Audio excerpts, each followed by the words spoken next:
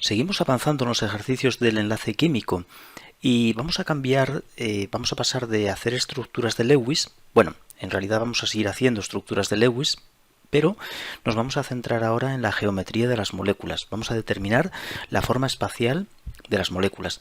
Los 13 ejercicios que hice antes, tan solo en ellos determiné la estructura de Lewis más favorable, pero en ningún caso los dibujos, la forma en la que dibujé la molécula tiene que ver con su geometría real. No entramos en ese detalle hasta este momento. Ahora, en este ejercicio 14 sí, vamos por fin a volver a hacer la estructura de Lewis de las moléculas que nos proponen aquí y a partir de ella, utilizando la teoría de la repulsión de los pares electrónicos de la capa de valencia, pues vamos a tratar de predecir la geometría de estas moléculas. Vamos a empezar con el SOCl2.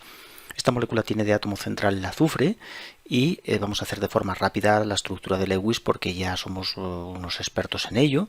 El azufre es el átomo central, dibujamos el esqueleto molecular, calculamos los electrones de valencia que posee la molécula, que los átomos que tiene la molécula, que son el azufre y oxígeno tienen 6, por tanto 6 por 2, y el cloro tiene 7 por 2, así que 2 por 6, 12, 7 por 2, 14, 12 y 14, 26. 12 y 14, 26 electrones. Bien, ahora tenemos ya puestos 2, 4, 6, por tanto restamos los 6 electrones que tenemos colocados en los enlaces. 2, 4, 6, quedan 20 electrones solitarios y los colocamos a los átomos terminales. 6 electrones a cada átomo terminal para cumplir su octeto. 6 por 3, 18, faltan 2 porque tenemos 20 y por tanto esos 2 que quedan por colocar se los ponemos al átomo central.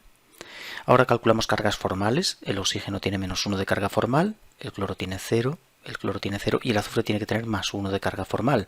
Por tanto, esto nos indica que debemos ceder el par solitario del oxígeno hacia el azufre, dándonos una estructura de Lewis favorable con doble enlace. Aquí tenemos, y un par libre que no se nos olvide sobre el átomo de azufre.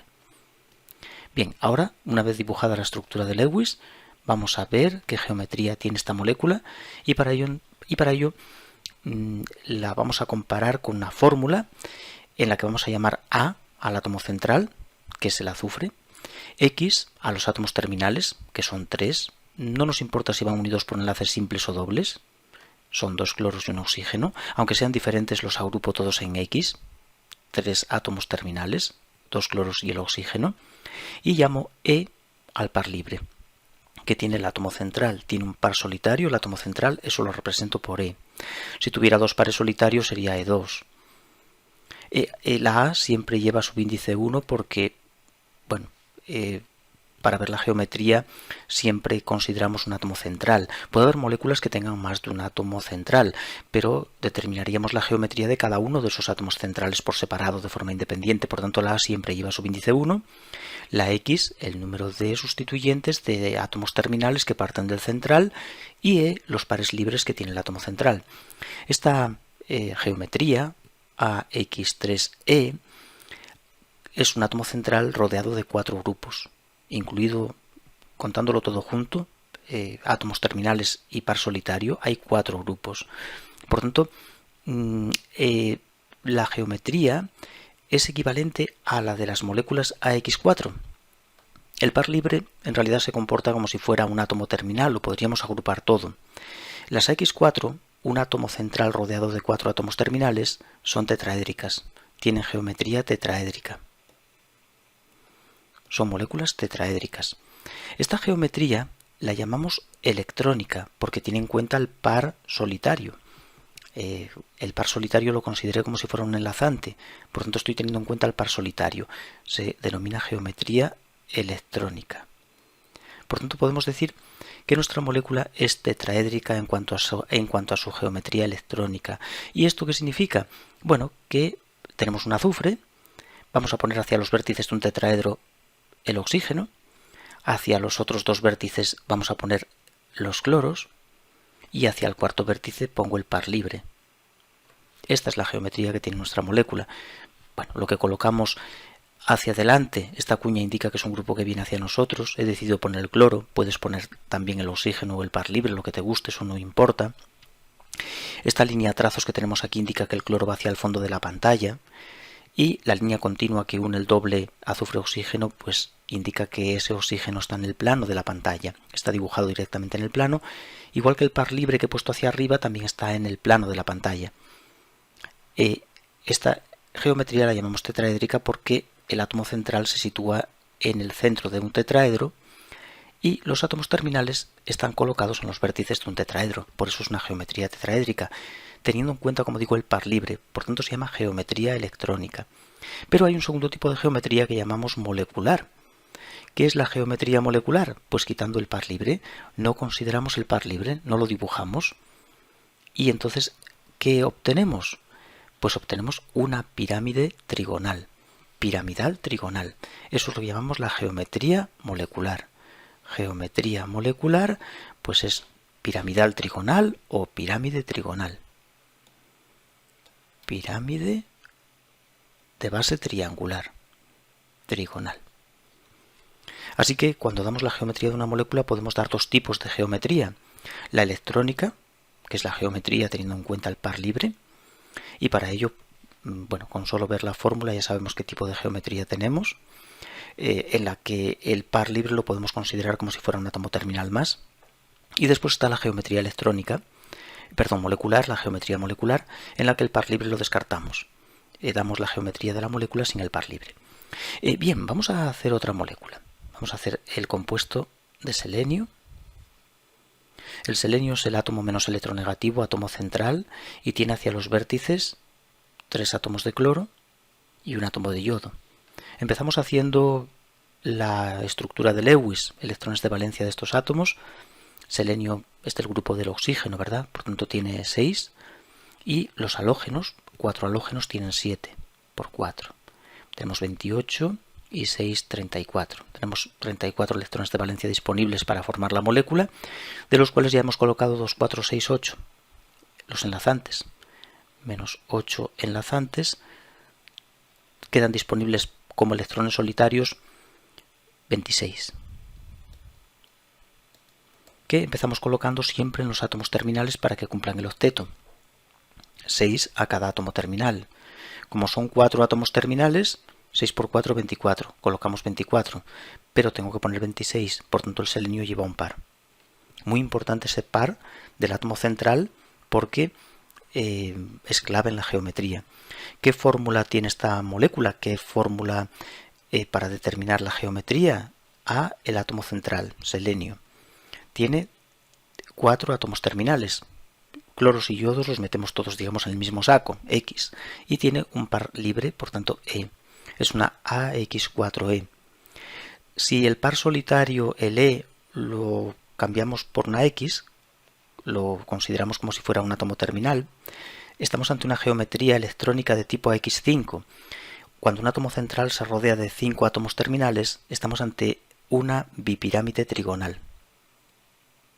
Estamos ante una bipirámide trigonal.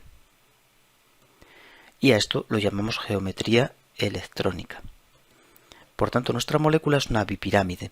Tiene el selenio en el centro y hacia los vértices de una bipirámide tiene el resto de grupos. Es una doble pirámide. Por la parte de arriba tenemos una pirámide triangular y por la parte de abajo otra, por eso la llamamos bipirámide. En esta bipirámide hay dos posiciones diferentes. Las líneas verticales que llamamos posiciones axiales y las horizontales que llamamos posiciones ecuatoriales. Esta cuña es un grupo que sale hacia nosotros y esta es un grupo que va hacia el fondo. Los pares solitarios, los E, sufren una repulsión muy importante, sobre todo con otros pares solitarios, pero también con pares enlazantes. De manera que un par solitario siempre lo debemos poner en la posición ecuatorial. Siempre tiene que ir en ecuatorial. El par solitario siempre aquí en la posición ecuatorial. Da igual ponerlo en esta posición ecuatorial que hacia el fondo de la pantalla o hacia nosotros, pero en ecuatorial. Los grupos que más repulsión sufren los colocamos en ecuatorial. Y después nos queda para colocar en el resto de posiciones 3 cloros y un yodo, ¿no? Esta es la molécula, faltan por colocar 3 cloros y un yodo.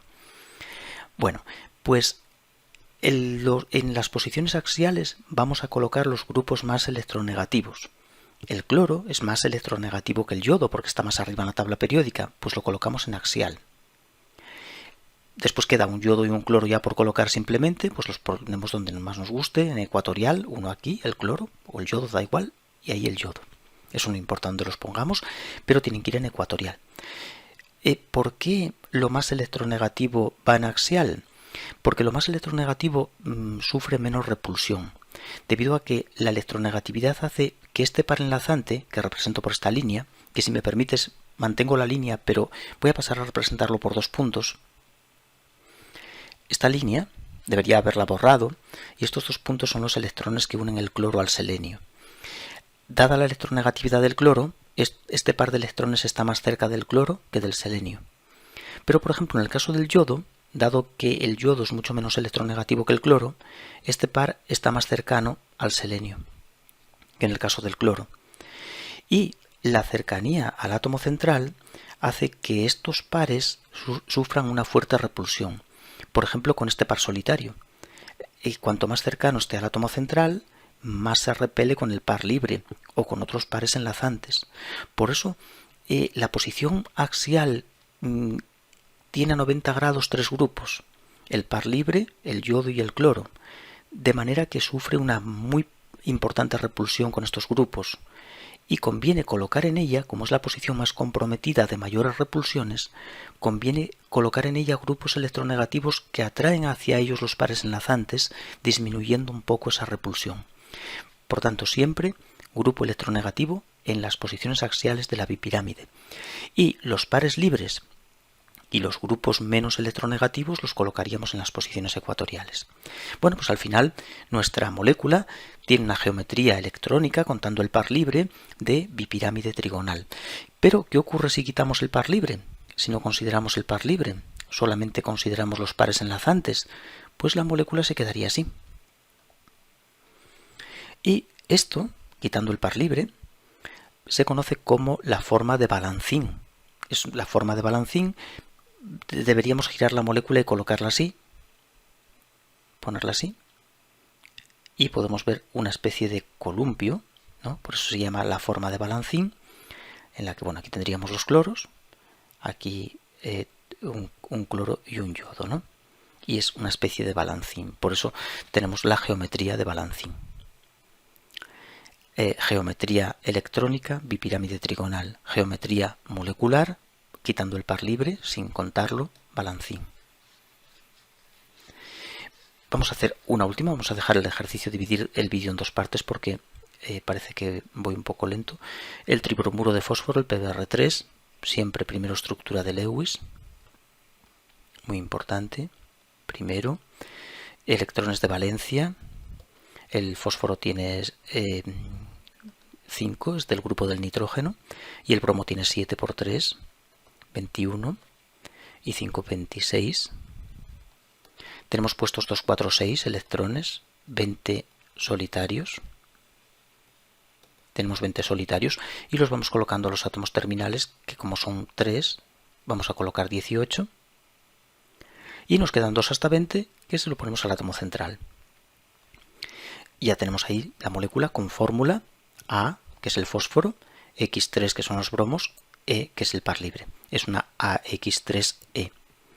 Bien, ¿y qué geometría tenemos aquí? Pues es de tipo X4, por tanto es una tetraédrica, como la primera que hicimos. Es una tetraédrica, por supuesto, geometría electrónica, contando el par libre. Así que podemos dibujarla, fósforo. Voy a poner el par solitario, por ejemplo, hacia arriba. Y hacia los otros vértices del tetraedro, pues ponemos los bromos. Uno hacia el fondo, otro hacia adelante, otro en el plano y el par libre también en el plano. ¿Y qué ocurre si me olvido del par libre? Si me olvido del par libre, si no lo tengo en cuenta, estoy ante una geometría piramidal trigonal. Es una pirámide trigonal. El PBr3, el amoníaco, son piramidales trigonales. el NO2. El NO2 recuerdo que lo tenemos en los ejercicios anteriores para hacer estructura de Lewis del mismo. Nitrógeno átomo central, los oxígenos átomos terminales. Es un ion, tiene carga, por tanto esto es muy importante, carga negativa. Electrones de valencia tenemos nitrógeno 5, 5 electrones de valencia al nitrógeno, no, solo tengo uno. El oxígeno tiene 6 por 2 y recuerda siempre sumar la carga, 1 para la carga. 6 por 3, 18. 18 electrones. Hay 2, 4 colocados, menos 4 que ya tenemos como enlazantes, quedan 14 electrones solitarios. Y se los colocamos a los átomos terminales, a los oxígenos, para completar su octeto, ponemos 6 a cada uno, 6 por 2, 12, y faltan 2 para 14 que se los ponemos al átomo central. Si miramos la carga formal, estos oxígenos tienen menos 1, el nitrógeno más 1, el oxígeno menos 1.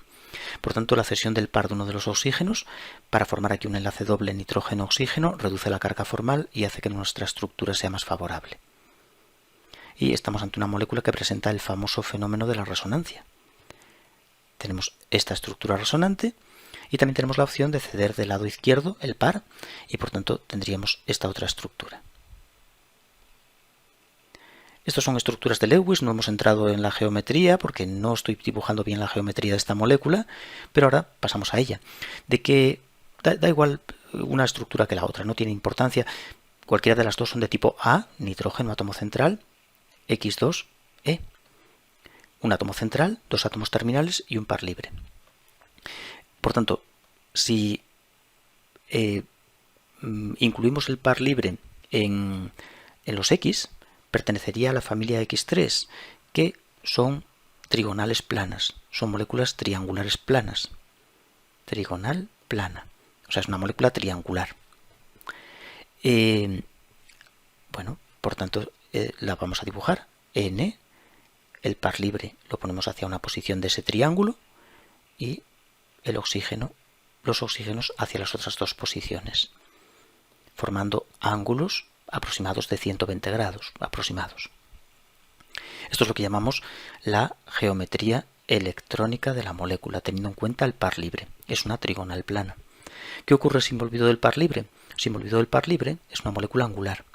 Por tanto, la geometría molecular sin el par libre es una molécula angular, como el agua. Molécula angular. La molécula de NO2, el ion nitrito. Bueno, creo que ya vamos viendo un poco cómo funciona esto. Me quedan aún unas cuantas, pero vamos a dejarlas para una segunda parte, para un segundo vídeo, porque no, se me va muy largo y es un vídeo muy largo, es agotador y os aburro y te aburro. Bueno, pues nada, vamos a dejarlo aquí.